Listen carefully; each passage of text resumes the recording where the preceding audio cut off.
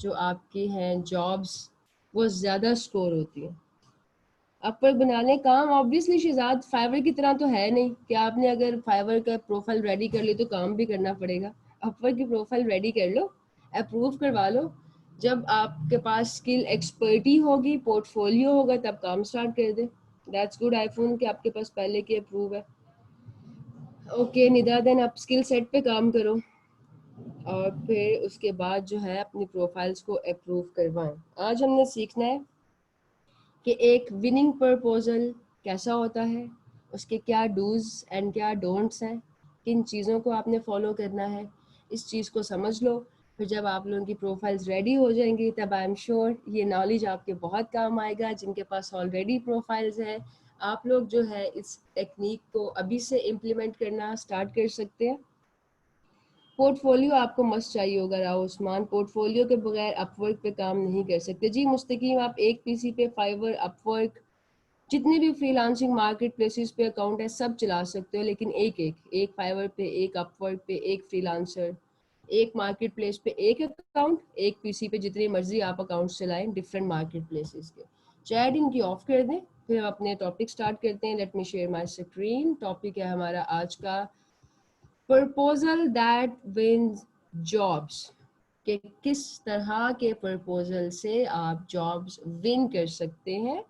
और स्पेसिफिकली अगर हम अपवर्क की बात करें तो अपवर्क के अलावा यही प्रपोजल टेक्निक आप फाइवर की बाय रिक्वेस्ट के लिए भी यूज़ कर सकते हो। फाइवर पे आप बाय रिक्वेस्ट भेजते हैं ना, तो वहाँ पे भी आप इस टेक्निक को यूज़ कर सकते हैं। सबसे पहली चीज़ अगर हम बात करें कि how to create a job, how to create a proposal that wins jobs, तो उसमें किन आपने पॉइंट्स को फॉलो करना है। वो कौन से 5 पॉइंट्स हैं जिनको आप इग्नोर नहीं कर सकते अगर आप जॉब विन करना चाह रहे हो। तो सबसे पहली चीज़ तो ये है कि कभी भी नेवर एवर जिंदगी में कभी भी गलती नहीं करनी कोई टेम्पलेट यूज़ करने की। टेम्पलेट यूज़ करने की गलती ना बाय रिक्वेस्ट में करनी है, ना आपने अपवर्क पे करनी है। टेम्पलेट पे कभी भी जॉब्स नहीं मिलती। अभी टेम्पलेट क्या होता है, अगर जिसको नहीं पता सॉरी, तो टेम्पलेट में आप ऑलरेडी एक फॉर्मेट लिख के रख लेते हैं कि hello my name is this and that, और ये मैं आपका काम करूँगा, कॉन्टैक्ट मी, और जो भी आपने डिटेल्स लिखनी होती है। कि बाय रिक्वेस्ट के लिए टाइम कम होता है, ऑब्वियसली प्रपोजल भी आपको 5 से 10 मिनट में सबमिट करना होता है। देर से सबमिट करोगे तो वो इफेक्टिव नहीं रहता, तो टाइम शॉर्ट होता है। क्यों ना हम एक टेम्पलेट लिख के रख लें, एक फॉर्मेट लिख के रख लें, हर एक जॉब पे हम उसी को कॉपी पेस्ट कर देंगे। कभी भी टेम्पलेट पे आपको जॉब नहीं मिलेगी, कभी भी नहीं। चाहे थोड़ा लिखो, छोटा लिखो, कम लिखो, लेकिन खुद लिखो। अगर वो कस्टमाइज नहीं होगा तो अपवर्क पे तो क्लाइंट को शो ही नहीं होगा। अपवर्क आपका जो ऑपरेट करता है ना क्लाइंट एंड पे, फेसबुक की तरह करता है। फेसबुक मैसेंजर पे आपके पास डिफरेंट फोल्डर्स होते हैं, फ्रेंड्स के मैसेजेस डायरेक्ट इनबॉक्स में आते हैं, जो फ्रेंड्स नहीं होते उनके मैसेजेस अदर्स में चले जाते हैं, आर्काइव हो जाते हैं। अगर आपको उन मैसेजेस को पढ़ना हो तो आपको अदर्स के फोल्डर में जाना होता है। इसी तरह अपवर्क पे अगर आप टेम्पलेट यूज करते हैं और क्लाइंट का जो प्रोजेक्ट है उसके वर्ड्स को इस्तेमाल नहीं करते तो आप आर्काइव हो जाते हैं। आपका प्रपोजल क्लाइंट को शो नहीं होता। आपका प्रपोजल देखने के लिए क्लाइंट को आर्काइव के फोल्डर में जाना पड़ेगा, जो कि क्लाइंट्स नहीं जाते। जब एक चीज सामने नजर नहीं आ रही तो कौन जाके अदर्स में चेक करेगा। सोशल मीडिया थोड़ी है कि वो मैसेज पढ़े ही पढ़े, उसका काम होना चाहिए। तो टेम्पलेट आपने कभी भी इस्तेमाल नहीं करना, बाय रिक्वेस्ट में भी टेम्पलेट इस्तेमाल नहीं करना। क्यों इस्तेमाल नहीं करना, इसकी एक रीजन तो मैंने आपको बता दी कि इससे आपको जॉब्स नहीं मिलेंगे।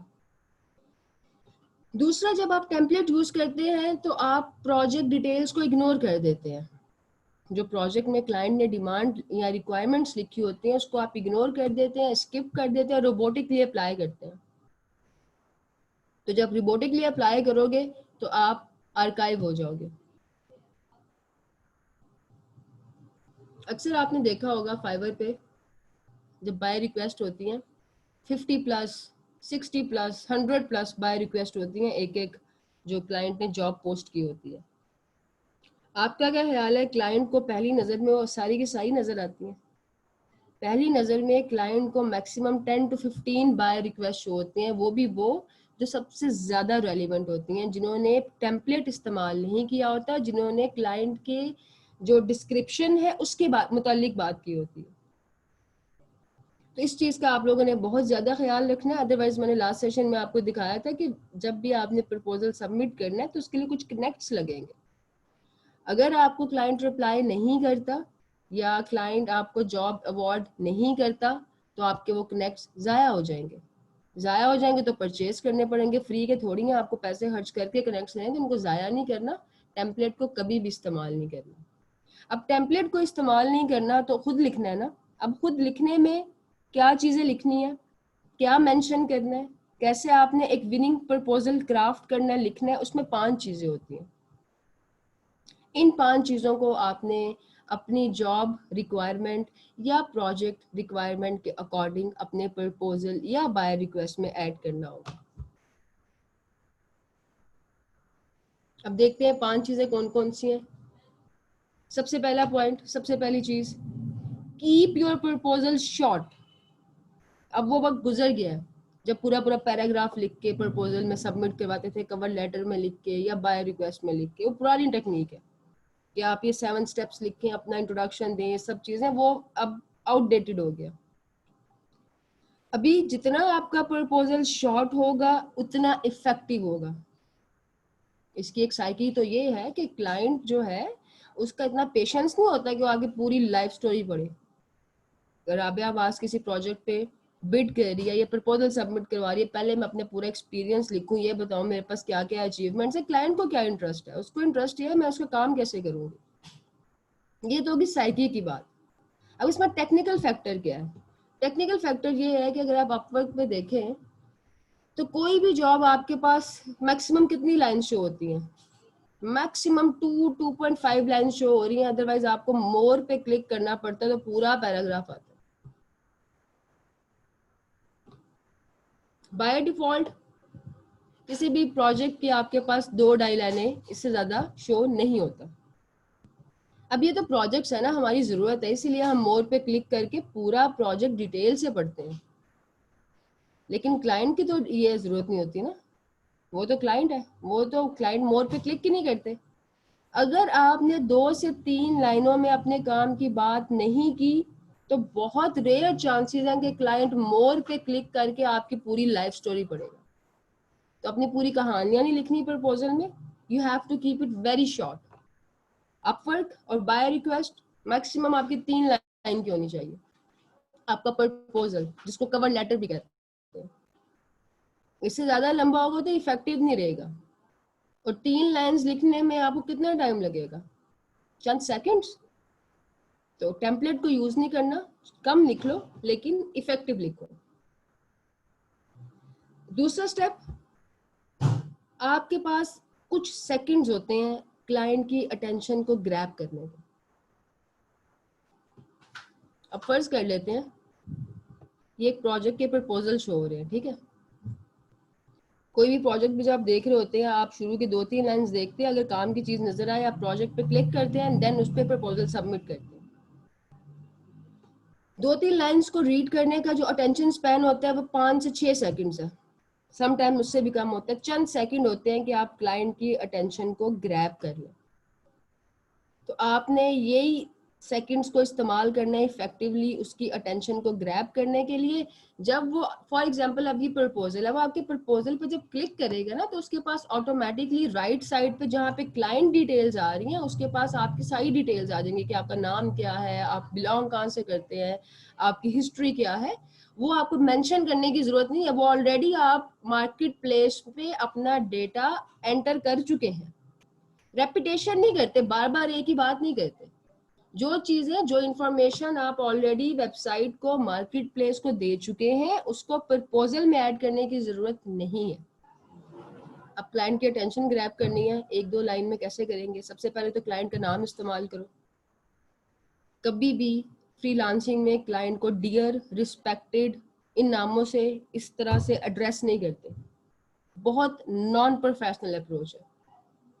क्लाइंट ऑफेंड होता है अगर उसको डियर या रिस्पेक्टेड या रिस्पेक्टेबल इस तरह के वर्ड्स इस्तेमाल किए जाए, आपको आपका टीचर या कोई फ्रेंड नहीं है। सबसे प्रोफेशनल अप्रोच ये होती है हेलो से अपना प्रपोजल स्टार्ट करना। Hello John, hello Dave, hello David, जो भी उसका नाम हो। नाम फाइंड आउट करने के लिए अगर आप देखें तो क्लाइंट के रिव्यूज में अक्सर आपको नाम मिल जाता है। ये तो कोई बहुत ही गंदा क्लाइंट है, उसका नाम भी मेंशन नहीं किया हुआ फीडबैक देने वाले ने। अगर हम कोई और प्रोजेक्ट देखते हैं, मोस्ट केसेस में आपको क्लाइंट का नाम जो है वो मिल जाता है। क्लाइंट ने कभी कभी खुद भी मेंशन किया होता है। इसमें अगर हम देखें तो ये इसका नाम डिमेट्रो, तो इसको आप कैसे अटेंशन ग्रैब करेंगे? हेलो डिमेट्रो। नाम के बाद आप डायरेक्ट उसके काम की बात करेंगे। उसने कहा है इमेज एनोटेशंस, आप कहेंगे कि आई can perfectly design image annotations. कोई यहाँ वहां की बात नहीं, कोई फजूल बात नहीं, या जो भी उसने अपनी प्रोजेक्ट डिटेल्स दी हैं, आप टू द पॉइंट बात करोगे, प्रिसाइजली एंड वेरी इफेक्टिवली। अगर आपने विद इन फ्यू सेकंड्स उसकी अटेंशन ग्रैब कर ली तो अपवर्क के स्टैट्स के अकॉर्डिंग आपके चांसेस हायर होते हैं प्रोजेक्ट को स्कोर करने के, प्रोजेक्ट को विन करने के। सो सेकंड पॉइंट जिसका आपने ख्याल रखना है कि अपना प्रपोजल स्टार्ट आपने ऐसे करना है कि it should grab client attention. अब आ जाते हैं थर्ड पॉइंट पे। अगर तो आपने अपने प्रपोजल में, अपनी बाय रिक्वेस्ट में, अपने कवर लेटर में, अपनी जॉब एप्लीकेशन में, अपने पोर्टफोलियो की बात करनी है तो उसको आपने स्टार्ट में करना है। जैसे आपने फर्स्ट लाइन लिखी hello John, I can perfectly do image annotations, तो अगली बात ये होगी would you like to see my work या would you like to see my relevant work. अगर तो क्लाइंट ने कहा हुआ है कि मुझे पोर्टफोलियो चाहिए तुम्हारा, बल्कि हर क्लाइंट को चाहिए होता है, तो पोर्टफोलियो कभी भी आप वहां पे लिंक अपडेट ना करो। अगर आप लोगों ने मेरी वो वीडियो देखी है जिसमें मैंने पोर्टफोलियो के बारे में इंफॉर्मेशन आपके साथ शेयर किया कि पोर्टफोलियो कैसे बनाते हैं, एक फ्रीलांसर का पोर्टफोलियो किस तरह का होना चाहिए, तो उसमें मैंने एक चीज ऐड की है कि लिंक्स ऐड नहीं करते। क्लाइंट स्पेशली पे या बांग्लादेशी पे इतना ट्रस्ट नहीं करता कि उसके दिए गए लिंक को ओपन करे। अक्सर लिंक्स पे वायरस होता है ना, बहुत सारी प्रॉब्लम हो सकती है। अब क्लाइंट का डेटा इतना इंपॉर्टेंट होता है, वो हमारी तरह रैंडम क्लिक्स पे, रैंडम लिंक्स पे क्लिक नहीं करते अनटिल अनलेस उसने कहा ना हो कि भाई मुझे अपनी पोर्टफोलियो वेबसाइट का लिंक दो या मुझे अपना काम किसी लिंक पे दिखाओ, आप लिंक शेयर ना करो, वो इफेक्टिव नहीं रहेगा। एक अच्छी अप्रोच प्रपोजल में ये हो सकती है, आप अपने काम को क्वेश्चन में ऐड करें, आप उससे क्वेश्चन पूछें। ये भी क्लाइंट की साइकी से खेलने वाली बात है। ये जो फॉरेनर्स होते हैं, जो इंटरनेशनल क्लाइंट होते हैं, ये हमारी तरह नहीं होते, ये सवालों का जवाब देते हैं। हम तो क्वेश्चंस को इग्नोर करते हैं ना मोस्टली। ये लोग अगर क्वेश्चन वैलिड होता है तो उसका जवाब देते हैं। जब जवाब देंगे तो आपकी एक कॉन्वर्सेशन स्टार्ट हो जाएगी। आपने क्या करना है, फॉर एग्जाम्पल हम एक इफेक्टिव बाय रिक्वेस्ट लिखते हैं या हम एक इफेक्टिव प्रपोजल लिख रहे हैं हेलो जॉन, और प्रोजेक्ट है इमेज एनोटेशंस के बारे में, तो आप लिखोगे आई can perfectly do image annotation. अब जाहिर बात है उसने कोई रिक्वायरमेंट दी होगी ना कि मुझे किस तरह की इमेज एनोटेशन चाहिए, तो आप ऐड कर सकते हो according to your requirements. Then आप ऐड करो बगैर लाइन ब्रेक के, मतलब ये वाला ब्रेक नहीं देना कि नेक्स्ट लाइन में स्टार्ट करो। नेक्स्ट लाइन में स्टार्ट करोगे तो यहाँ पे आपका ये जो जिस तरह ये शो हो रहा है ना, वो लाइन की वजह से ब्लैंक आ जाएगा। विदाउट एनी ब्रेक आपने यहाँ पे ऐड करना है, किधर गया, विदाउट एनी ब्रेक आप ऐड करोगे वुड यू, मैं तो इसलिए ब्रेक दूँ ताकि आप लोगों को नजर आ जाए, आप लोगों ने ब्रेक ऐड नहीं करनी, ऑटो ब्रेक आएगा। Would you like to see some of my relevant work in image annotation।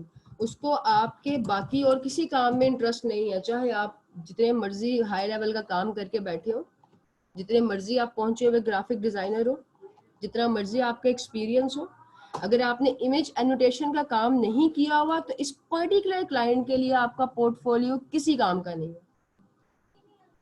ये इस अप्रोच को मैं इस्तेमाल करती रही हूँ अपने फ्रीलांसिंग करियर में, बहुत इफेक्टिव रही है मेरे लिए। 100 में से 100 टाइम्स मुझे रिजल्ट मिला है जब जब मैंने ये लाइन ऐड की है। और इतना बैड करें जब आपके पास वो काम मौजूद भी हो, तो क्लाइंट रिप्लाई करेगा, अपवर्क का क्लाइंट डेफिनेटली रिप्लाई करेगा इस सवाल के जवाब में। तो जब वो जवाब में रिप्लाई करेगा, आप उसको अगले दिन जवाब देंगे या आपके पास वो काम नहीं होगा, तो आपकी रेपुटेशन जीरो हो जाएगी। तो ये मैजिकल लाइन तब ऐड करनी है जब आपके पास रेलिवेंट काम होगा कि would you like to see some of my relevant work in image annotation. इससे आप उसको मैसेज दे रहे हैं कि मेरे पास इमेज एनोटेशन का पोर्टफोलियो है पूरा, मैं तुम्हें अपनी कहानी नहीं दिखा रहा कि मैंने क्या क्या काम किया हो। इसके जवाब में क्लाइंट इमीडिएटली रिप्लाई करता है, yes I would like to see, would you like to share your portfolio या would you like to share your work. Then उसके जवाब में अपने से काम दिखाते हो, उससे मजीद कॉन्वर्सेट करते हो और आपका प्रोजेक्ट स्कोर होता है। अब आ जाते हैं अगले स्टेप पे।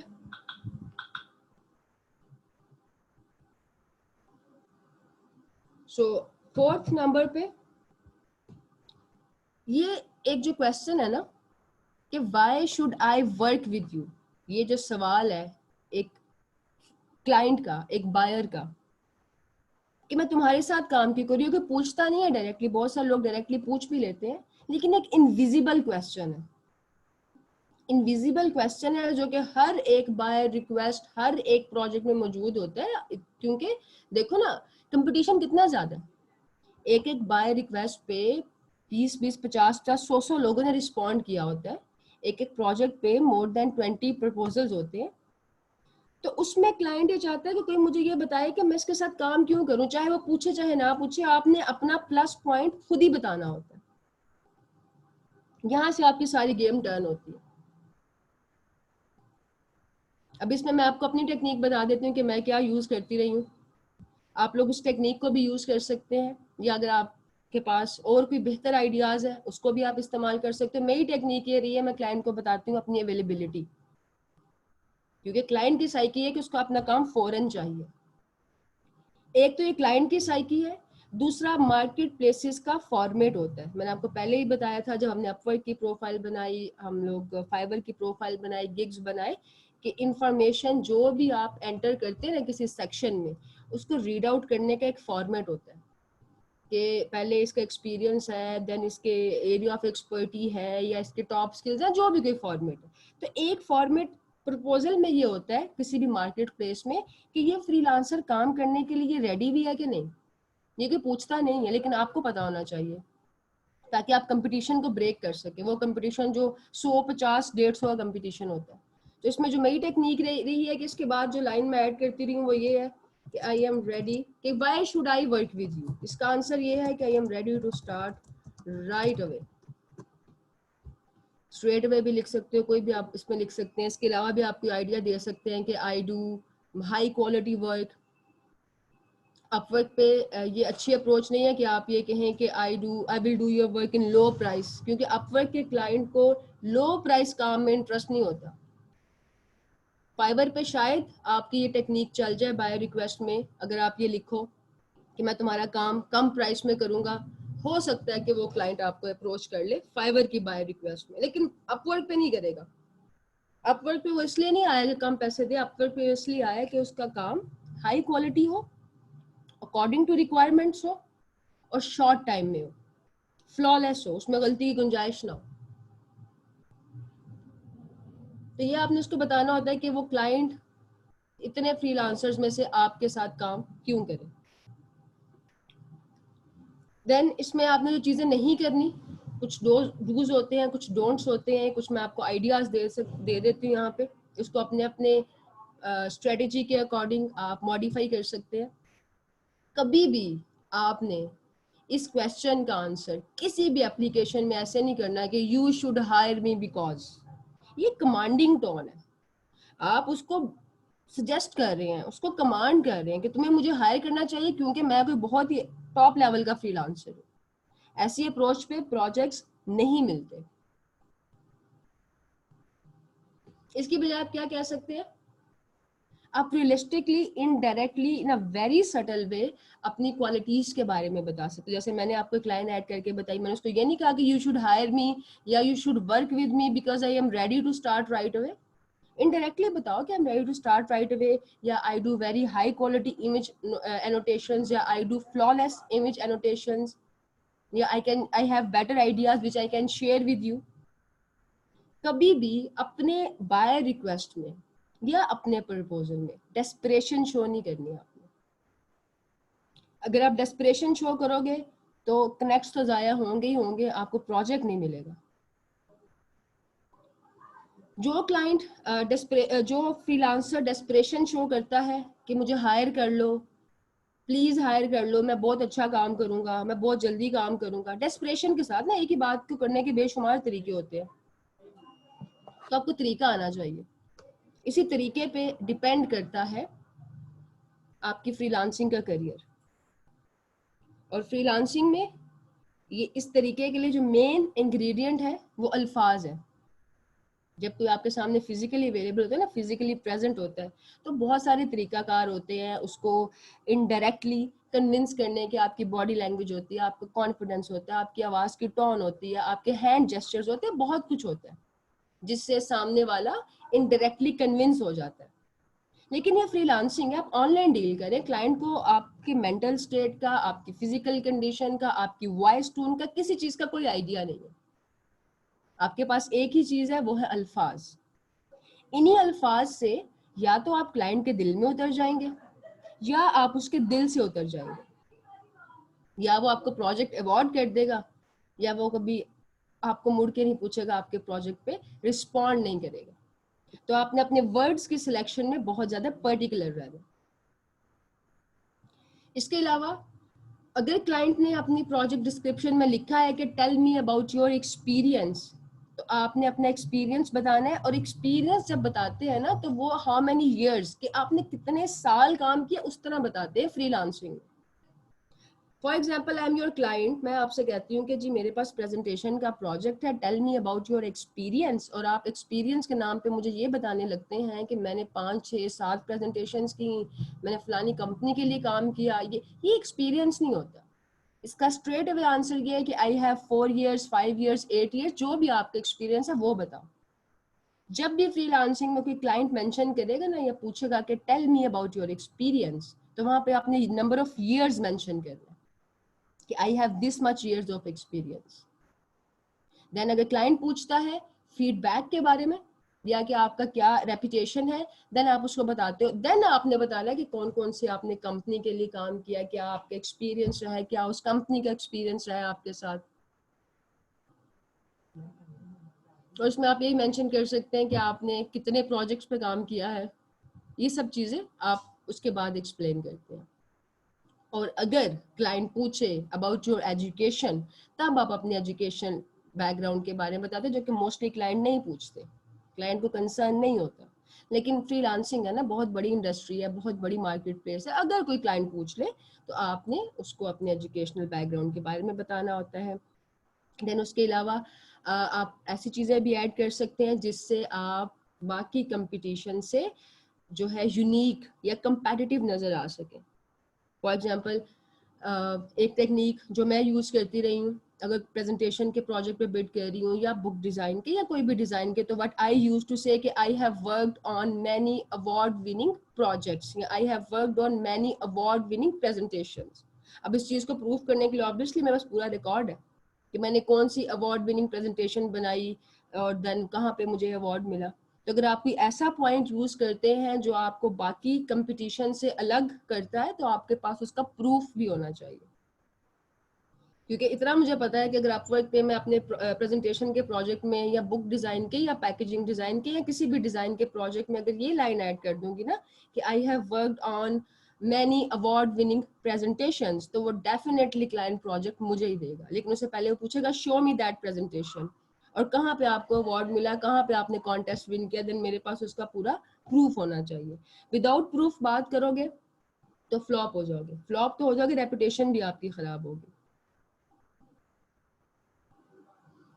सो ये कुछ चीज़ें हैं जिनसे आप एक अवार्ड विनिंग प्रपोजल क्रिएट कर सकते हैं।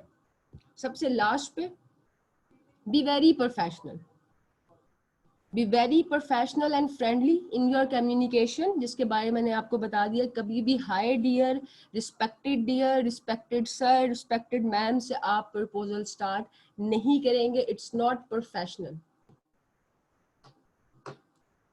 प्रोफेशनल होने का मतलब ये नहीं है कि आप क्लाइंट को एज अ फ्रेंड ट्रीट करना शुरू कर दो।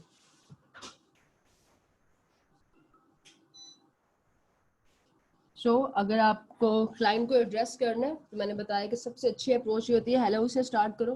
Full name, complete name, hello John, hello John Doe, या जो भी उसका नाम है आप उससे स्टार्ट कर सकते हैं। और क्लोजिंग के लिए सबसे बेस्ट और प्रोफेशनल लाइन रहती है बेस्ट रिगार्ड्स या kind wishes, have a good day, have a blessed day. इस तरह से जो है आप अपने प्रोजेक्ट की क्लोजिंग कर सकते हैं। तो ये 5 स्टेप्स हैं, ये 5 पॉइंट्स हैं। अगर आप इनको अपनी बाय रिक्वेस्ट में ऐड करते हो या अपने किसी भी प्रपोजल में ऐड करते हैं तो it makes your proposal a winning proposal. अब जरा इनकी चैट काइंडली ओपन कर दें ताकि मैं इनके क्वेश्चंस आंसर कर सकूं। सबसे पहले मुझे बताओ कि प्रपोजल राइटिंग के बारे में आपके कॉन्सेप्ट किस हद तक क्लियर हुए हैं, और अगर स्टिल कोई कंफ्यूजन है तो आप वो पूछ सकते हैं।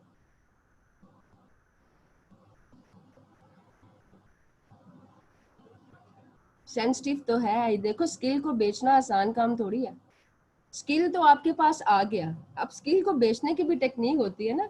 आप एक जाते हैं शॉप पे, ठीक है, आपको कोई भी प्रोडक्ट परचेज करना है। शॉपकीपर अगर ओवर स्मार्ट हो तो वो ज्यादा फ्रेंडली होने की कोशिश करता है और बार बार ये कहता है जी आप परचेज कर ले और बस बेफिक्र हो जाए जी, आपका काम हो जाएगा या आपका प्रोडक्ट बहुत सही रहेगा। आप ऑटोमेटिकली उससे ऑफेंड हो जाओगे, आप चीज परचेज नहीं करोगे। लेकिन अगर आप एक शॉप पे एंटर होते हैं, शॉप पे एंटर होते साथ ही सेल्समैन अगर आपको प्रोडक्ट इन्फॉर्मेशन, फॉर एग्जांपल आप मैट्रेस की शॉप पे गए, आपको मैट्रेस परचेज करना है, वो बगैर इधर उधर की बातों के आपको पूरी प्रोडक्ट इन्फॉर्मेशन दे जो आपको चाहिए, जिस पर्पस के लिए आप उस शॉप में एंटर हो। क्योंकि किसी भी शॉप में बेशुमार प्रोडक्ट्स होती है ना, सारी आपके काम की भी नहीं। तो एक शार्प या स्मार्ट सेल्समैन होता है, उसको आइडिया हो जाता है कि ये जो कस्टमर आया है इसकी क्या रिक्वायरमेंट है। बहुत सारे फैक्टर्स होते हैं जज करने के, मैंने बताया वो क्या क्या फैक्टर्स होते हैं। बॉडी लैंग्वेज होती है, देन आपकी वॉइस टोन होती है, आपके जेस्चर्स होते हैं। ऑनलाइन ये सब कुछ अवेलेबल नहीं है। ऑनलाइन क्या लफ्ज अवेलेबल है, लफ्जों से आपने जज करना है, लफ्जों से आपने उसको रिप्लाई करना है। अगर फर्स्ट टाइम यूज कर रहे हैं मैंने बिगनर क्लाइंट, उससे पोर्टफोलियो मांग ले देन। इसीलिए अब्दुल हफीज मैंने ये कहा कि आप लोगों के पास पोर्टफोलियो होना बहुत जरूरी है। विदाउट पोर्टफोलियो, मैं डेमो सेशन से बात कर रही हूँ कि विदाउट पोर्टफोलियो आप स्किल को सेल नहीं कर सकोगे। पेपैल का ऑल्टरनेटिव उस्मान मुगल हमारे पास पेयरनीर है। पेयरनीर पे आप सब अकाउंट्स बना लो, बहुत सिंपल तरीका है। उस पर आपने साइन अप करना है, रजिस्टर करना है, आपके अकाउंट्स बन जाएंगे। मैंने फाइवर का अकाउंट तो बनाया बट सेलिंग मोड नहीं शो हो रहा। उसके लिए जिशान वारिस आपको एज अ सेलर रजिस्टर होना पड़ेगा, बिकम अ सेलर पे क्लिक करके।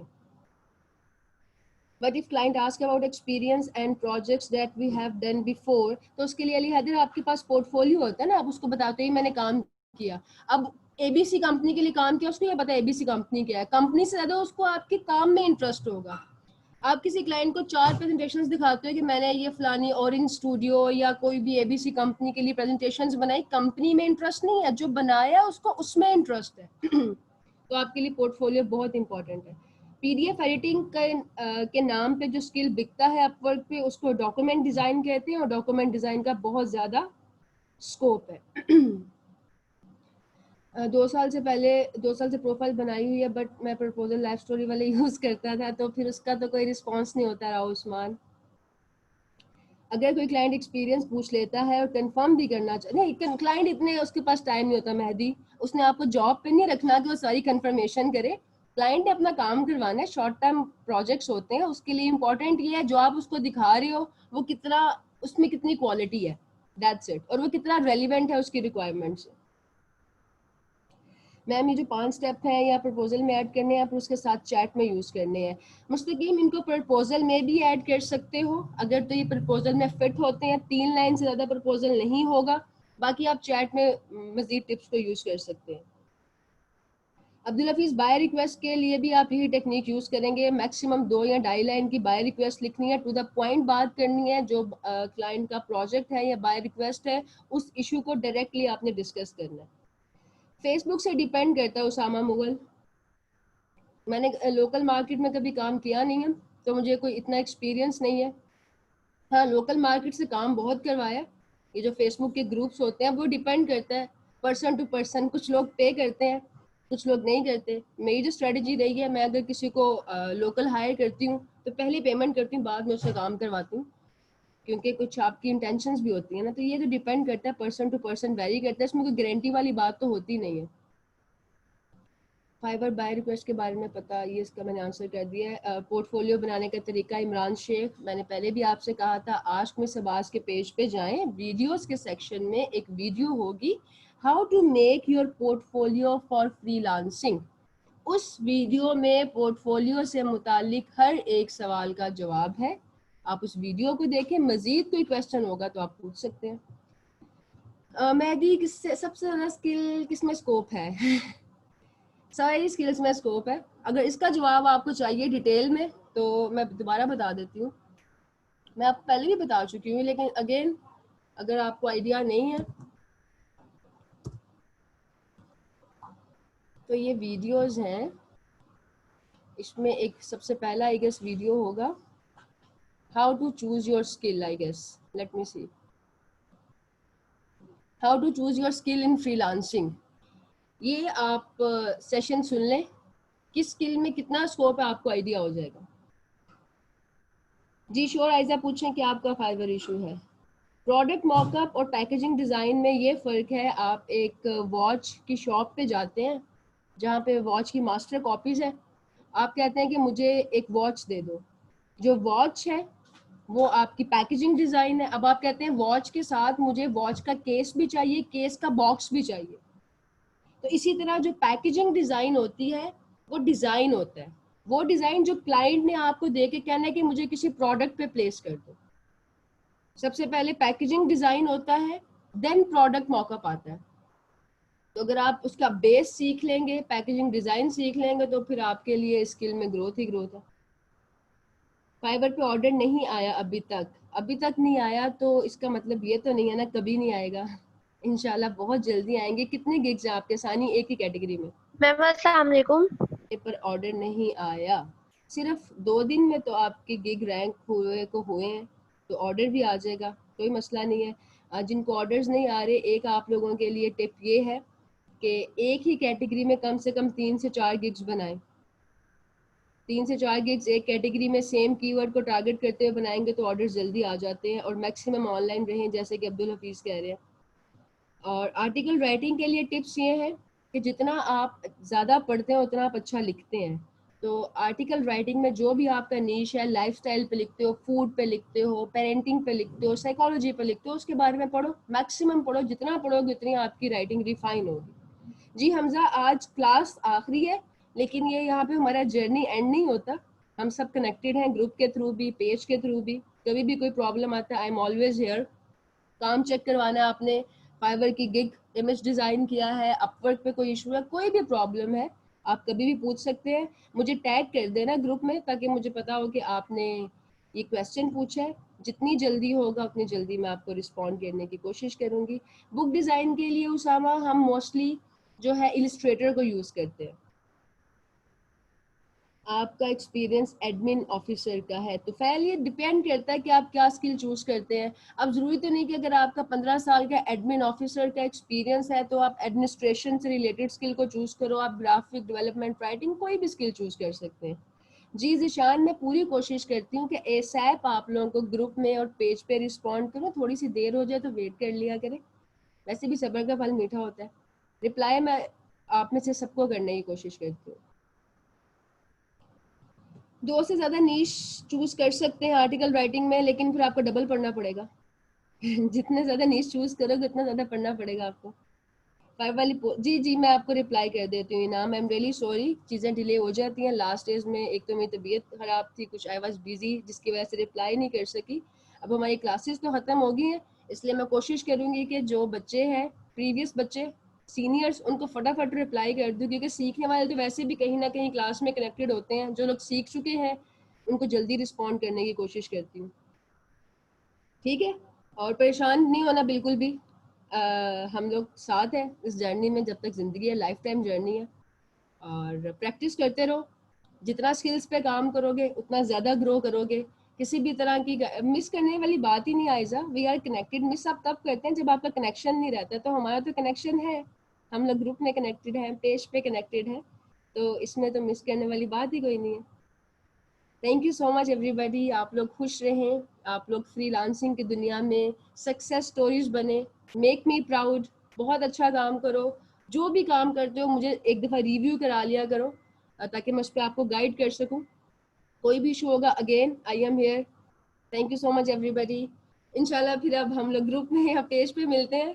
खुश रहें। अल्लाह हाफिज़।